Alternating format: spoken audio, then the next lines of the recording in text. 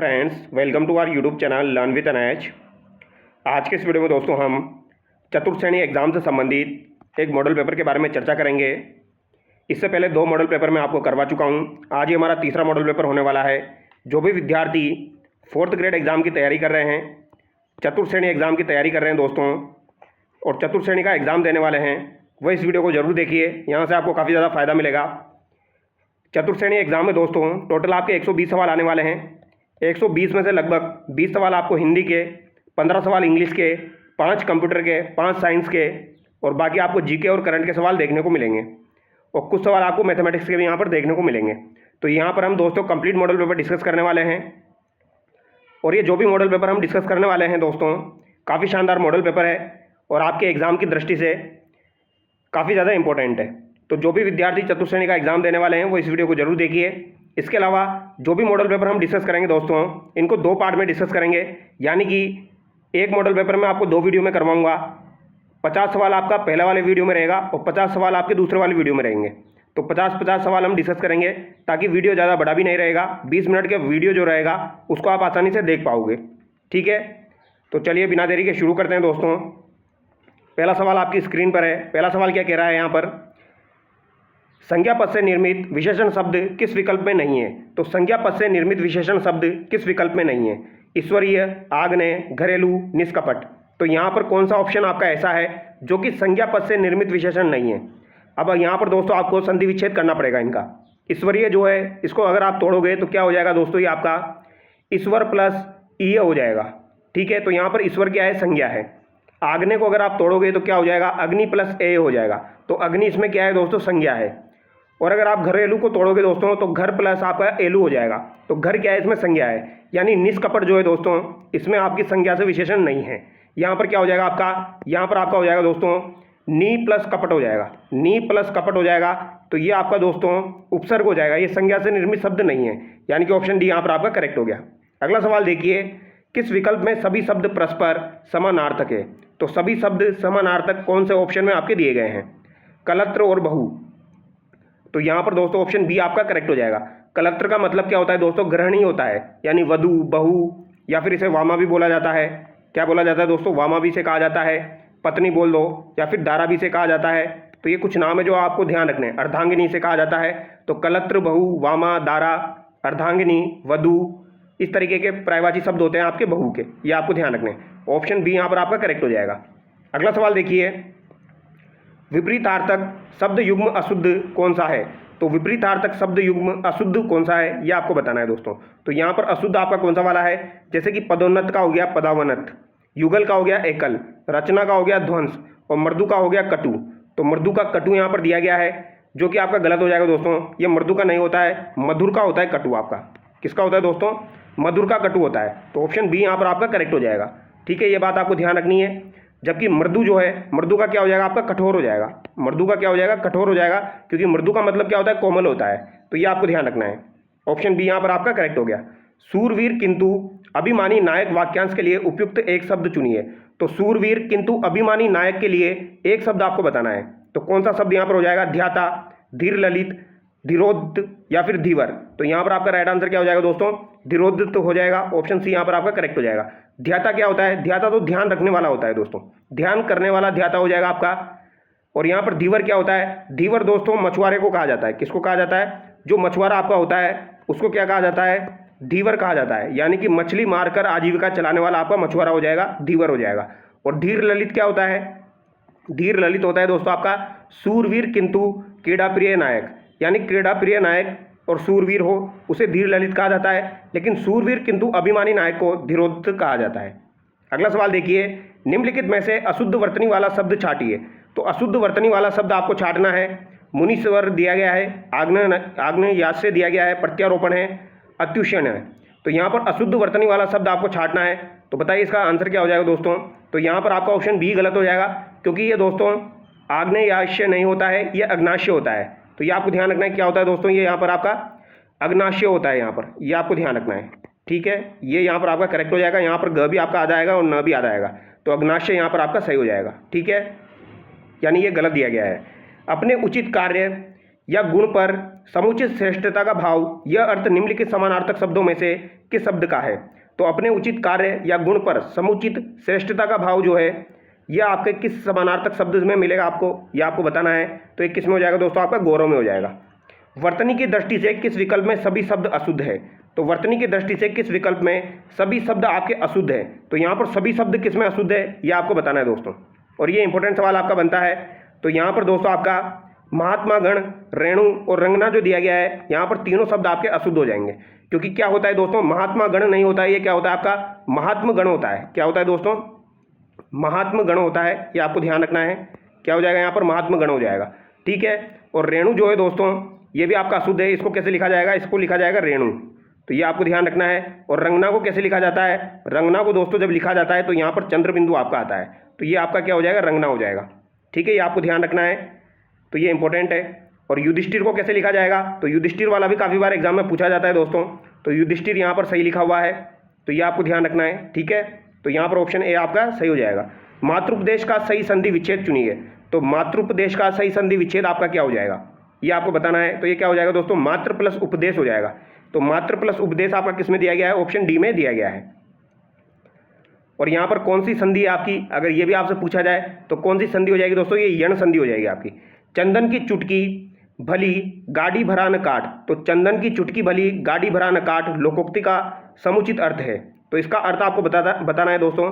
चंदन की चुटकी भली गाड़ी भरा न काट, पास की चीज़ दिखाई न देना, उत्तम वस्तु और वह भी इतनी ज़्यादा, उत्तम वस्तु थोड़ी भी अच्छी, जिससे लाभ हो उसी का पक्ष ले। तो इसका अर्थ आपको बताना है। तो यहाँ पर राइट आंसर क्या हो जाएगा? उत्तम वस्तु थोड़ी भी अच्छी। ऑप्शन सी यहाँ पर आपका करेक्ट हो जाएगा।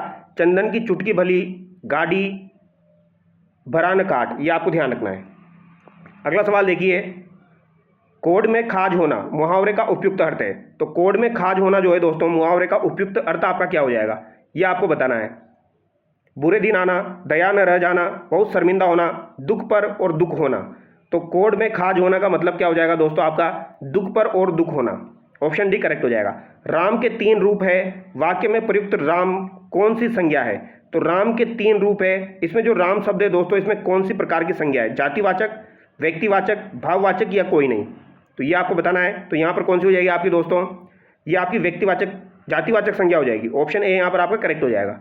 ठीक है, तो ऑप्शन ए यहाँ पर आपका करेक्ट हो जाएगा दोस्तों, जातिवाचक संज्ञा यहाँ पर हो जाएगी। ये आपको ध्यान रखना है। ठीक है, अगला सवाल देखिए, वह नौकर नहीं आया वाक्य में प्रयुक्त वह शब्द है। तो वह शब्द यहाँ पर कौन सा है? संज्ञा, सर्वनाम, सार्वनामिक विशेषण या क्रिया? तो वह नौकर नहीं आया वाक्य में प्रयुक्त वह शब्द क्या हो जाएगा आपका? तो ये सार्वनामिक विशेषण हो जाएगा। ऑप्शन सी यहाँ पर आपका करेक्ट हो जाएगा। ठीक है, सार्वनामिक विशेषण।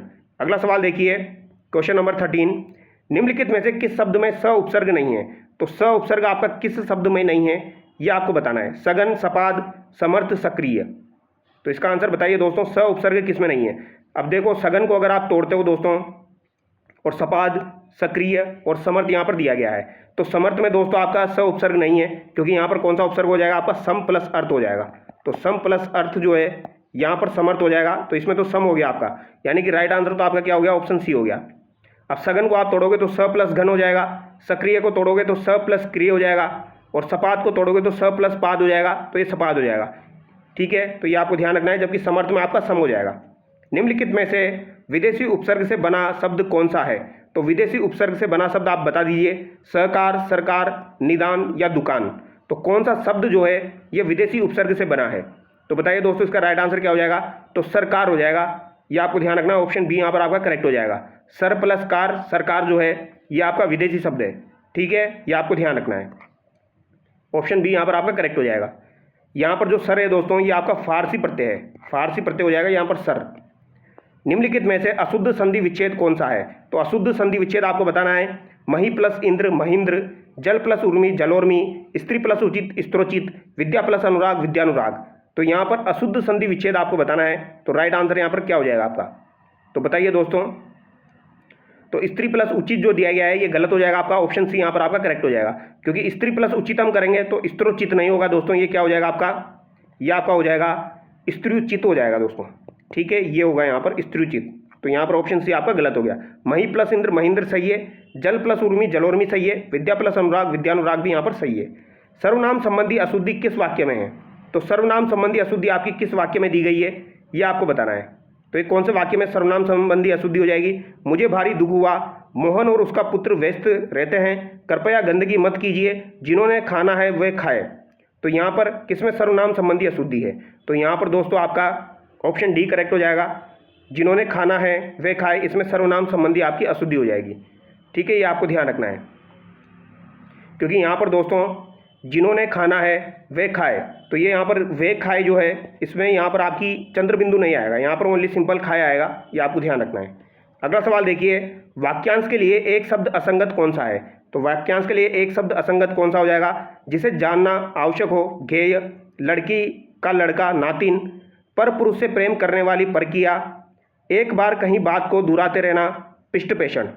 तो एक बार कहीं बात को दोबारा दोहराते रहना, पिष्टपेषण, पर पुरुष से प्रेम करने वाली परकिया, लड़की का लड़का, नातिन, और जिसे जानना आवश्यक हो, गेय। तो असंगत आपको बताना है। तो बताइए इसका राइट आंसर क्या हो जाएगा दोस्तों? तो यहाँ पर दोस्तों क्या हो जाएगा आपका, लड़की की लड़की होती है आपकी नातिन, और लड़की का लड़का जो होता है वो नाती होता है। तो लड़की का लड़का क्या हो जाएगा आपका, नाती हो जाएगा। तो यही आपका गलत हो जाएगा। अगर यहाँ पर ये बोला जाता है लड़की की लड़की, तो फिर क्या होता है दोस्तों, नातिन होता। ये आपको ध्यान रखना है। तो लड़की की लड़की नातिन हो जाएगी, जबकि लड़की का लड़का आपका नाती हो जाएगा। तो यही आपका गलत हो गया। ठीक है, बाकी यहाँ पर तीनों सही दिए गए हैं। अगला सवाल देखिए, निम्नलिखित में से किस विकल्प में मुहावरे का अर्थ असंगत है? तो किस मुहावरे का अर्थ असंगत है? उल्टी गंगा बहाना, रीति के विपरीत कार्य करना, सब्ज बाग दिखाना, सुंदर आश्वासन देना, रंगा सियार होना, ऊपर कुछ अंदर कुछ, हाथ डालना, किसी काम में दखल करना। तो बताइए यहाँ पर असंगत आपका कौन सा है? तो सब्ज बाग दिखाना, सुंदर आश्वासन देना, ये यहाँ पर आपका गलत हो जाएगा। ठीक है, क्योंकि सब्ज बाग दिखाना जो है दोस्तों, उसमें झूठे आश्वासन देना, यह आपका गलत हो जाएगा। मोहन ने सब्ज बाग दिखाकर दोस्त को लूटा और खुद मौज कर रहा है। तो ये सुंदर आश्वासन दिखाना नहीं है दोस्तों, यहाँ पर आपका ऑप्शन बी गलत हो जाएगा। ठीक है, अगला सवाल देखिए, सूची 1 को सूची 2 से मिलान कीजिए। यहाँ पर एब्स्ट्रैक्ट आपका दिया गया है, अफेयर है, एक्टिंग है, एडवाइस है। तो बताइए दोस्तों, एडवाइस में तो आपका क्या आ गया, सलाह आ गया। तो डी में तो आपका 4 हो गया, एक ही ऑप्शन में दिया गया है यहाँ पर। तो यहाँ पर आपका राइट आंसर क्या हो जाएगा, ऑप्शन बी करेक्ट हो जाएगा। एब्स्ट्रैक्ट में आपका क्या हो जाएगा, सार हो जाएगा। तो एब्स्ट्रैक्ट का मतलब क्या हो गया, सार हो गया। अफेयर्स का मतलब क्या हो गया दोस्तों, कार्य मामले हो गया आपके। ठीक है, एक्टिंग का मतलब क्या हो गया आपका, कार्यवाहक हो गया। ये आपको ध्यान रखना है। अगला सवाल देखिए, निम्न में से कार्यालय पत्र का सही भेद नहीं है। तो कार्यालय पत्र जो होता है आपका दोस्तों, उसका कौन सा आपका सही भेद नहीं है? परिपत्र, स्मरण पत्र, अधिसूचना, आवेदन पत्र। तो यहाँ पर कौन सा नहीं है, आवेदन पत्र नहीं है। ऑप्शन डी यहाँ पर आपका करेक्ट हो जाएगा। ठीक है, ये कार्यालय पत्र में नहीं आएगा आपका। चूज द करेक्ट ऑप्शन, यहाँ पर करेक्ट ऑप्शन आपको बताना है। ही said that he the book already. तो यहाँ पर आपको बताना है दोस्तों, क्या यहाँ पर आपका करेक्ट होगा। ठीक है, 4 ऑप्शन आपके सामने, ए बी सी डी। बताइए, he said that he the book already. तो यहाँ पर क्या आंसर हो जाएगा आपका दोस्तों? तो यहाँ पर आंसर हो जाएगा आपका, ही said that he had read the book already. यहाँ पर ऑप्शन बी आपका करेक्ट हो जाएगा। अगला सवाल देखिए, कंप्लीट द सेंटेंस। यहाँ पर सेंटेंस को कंप्लीट करना है। If you harder you would have passed. तो यहाँ पर आपका राइट आंसर क्या हो जाएगा दोस्तों? If you had studied harder you would have passed. यहाँ पर ऑप्शन बी आपका करेक्ट हो जाएगा। अगला सवाल देखिए, select the correct passive voice. Correct passive voice आपको बताना है दोस्तों। तो यहाँ पर आपका राइट आंसर क्या होगा, ये बताइए आप। Someone stole my watch. तो समवन स्टोल माई वॉच का आपको पैसिव वॉइस बनाना है। तो यहाँ पर आपका राइट आंसर क्या हो जाएगा, माई वॉच वाज स्टोलन। यहाँ पर ऑप्शन बी आपका करेक्ट हो जाएगा। अगला सवाल देखिए, change into active voice. Active voice में आपको बदलना है, पैसिव वॉइस दिया गया है। The song is being sung by the choir. तो यहाँ पर आपको दोस्तों इसको एक्टिव वॉइस में बदलना है। तो यहाँ पर राइट आंसर क्या हो जाएगा आपका, the choir is singing the song. Option B यहाँ पर आपका करेक्ट हो जाएगा। Change into direct speech. तो ये डायरेक्ट स्पीच में आपको बदलना है। They said that they were playing football. तो they said that they were playing football, इसको डायरेक्ट स्पीच में आपको बदलना है दोस्तों। ठीक है, तो डायरेक्ट स्पीच में बदल लो इसको। तो यहाँ पर आपका राइट आंसर क्या हो जाएगा, they said we are playing football. Option A यहाँ पर आपका करेक्ट हो जाएगा। अगला सवाल देखिए, select the correct indirect speech. He said to me I will call you tomorrow. तो यहाँ पर इनडायरेक्ट स्पीच बनाना है। तो he said to me I will call you tomorrow. तो इसका दोस्तों इनडायरेक्ट स्पीच क्या होगा, ये आपको बताना है। तो he told me that he would call me tomorrow. Option A यहाँ पर आपका करेक्ट हो जाएगा। अगला सवाल देखिए, चेंज टू असर्टिव। असर्टिव में बदलना है दोस्तों। यहाँ पर एक्सक्लेमेटरी दिया गया है, व्हाट अ लवली डे, तो यहाँ पर दोस्तों आपको असर्टिव में इसको बदलना है, तो क्या हो जाएगा, it is a lovely day. Option A यहाँ पर आपका करेक्ट हो जाएगा, it is a lovely day. अगला सवाल देखिए, ट्रांसफॉर्म द टू नेगेटिव, इसको नेगेटिव में बदलना है आपको। We can solve the problem, तो we can solve the problem को आपको दोस्तों नेगेटिव में बदलना है, तो नेगेटिव में क्या हो जाएगा, we can not solve the problem. Option A यहाँ पर आपका करेक्ट हो जाएगा। Correct the sentence, they was playing in the park yesterday, तो they was playing in the park yesterday, इसको आपको किस में बदलना है, करेक्ट सेंटेंस में बदलना है। तो यहाँ पर राइट आंसर क्या हो जाएगा, they were playing in the park yesterday, तो they were playing in the park yesterday, यहाँ पर आपका वॉज की जगह क्या आ जाएगा, वर आ जाएगा। अगला सवाल देखिए, question number 30, choose the correct determiner, तो यहाँ पर डिटर्मिनर आपको चूज करना है। There is water in the jug, तो there is water in the jug, तो यहाँ पर आपको बताना है क्या आपका राइट आंसर हो जाएगा दोस्तों, तो यहाँ पर हो जाएगा आपका there is some water in the jug. ठीक है, fill in the blank, I have books to read, तो कितनी बुक्स है उसके पास, तो I have a few books to read. Option B यहाँ पर आपका करेक्ट हो जाएगा।